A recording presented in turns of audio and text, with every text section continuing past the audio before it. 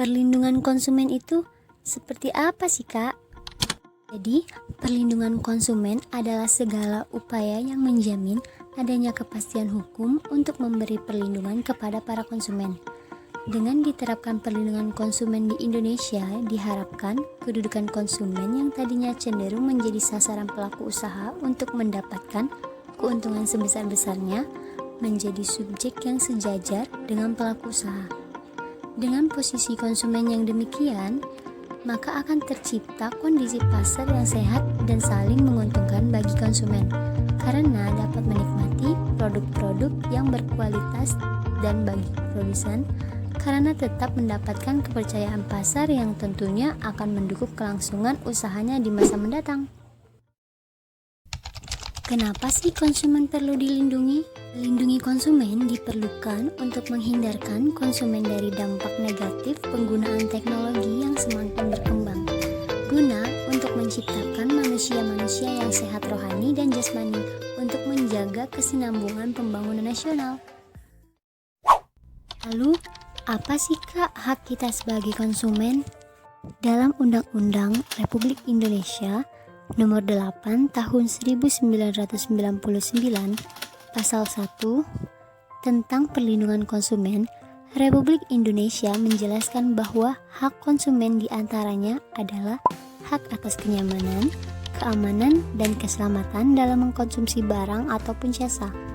Lalu, konsumen juga memiliki hak untuk memilih jasa serta mendapatkan barang dan jasa tersebut sesuai dengan nilai tukar dan kondisi serta jaminan yang dijanjikan.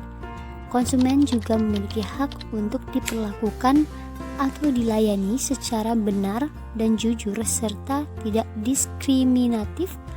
Lalu, konsumen juga berhak untuk mendapatkan kompensasi dan ganti rugi apabila barang dan jasa yang diterima tidak sesuai dengan perjanjian atau tidak sebagaimana mestinya. Kapan perlindungan konsumen itu terjadi?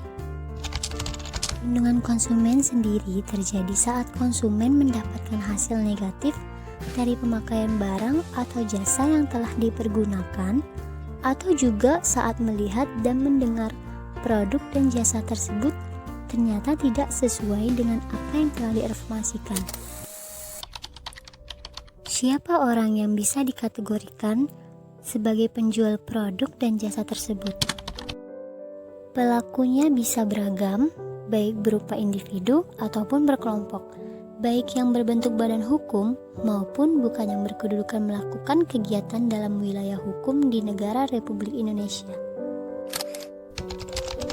Lantas, apa manfaat Undang-Undang Perlindungan Konsumen bagi pelaku usaha? Undang-Undang Perlindungan Konsumen tidak hanya bermanfaat bagi masyarakat sebagai customer, tetapi juga bagi para pelaku usaha.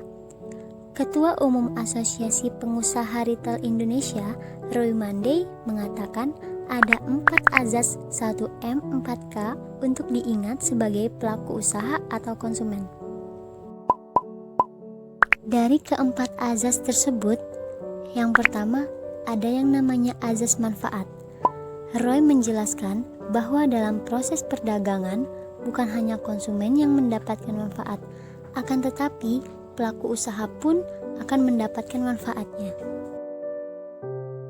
Selanjutnya adalah azas keadilan, di mana pembangunan nasional bertujuan untuk mewujudkan suatu masyarakat adil dan makmur yang merata, material dan spiritual dalam era demokrasi ekonomi berdasarkan Pancasila dan Undang-Undang Dasar 1945. Selain itu, ada yang namanya azas keselamatan atau keamanan dari produk maupun jasa. Kemudian, azas kepastian, yaitu kepastian hukum untuk para pelaku dan konsumen. Terakhir adalah azas keseimbangan. Perlindungan konsumen memang sangat dibutuhkan, dikarenakan masyarakat juga mempunyai haknya masing-masing berupa hak asasi manusia. Konsumen berhak untuk melaporkan bila mereka merasa dirinya dirugikan. Dengan adanya Undang-Undang Perlindungan Konsumen, semua bisa tertata rapi dan taat pada aturan yang sudah dibuat, yang nantinya juga akan membuat konsumen menjadi merasa aman untuk melakukan pembelian baik dalam bentuk barang ataupun jasa.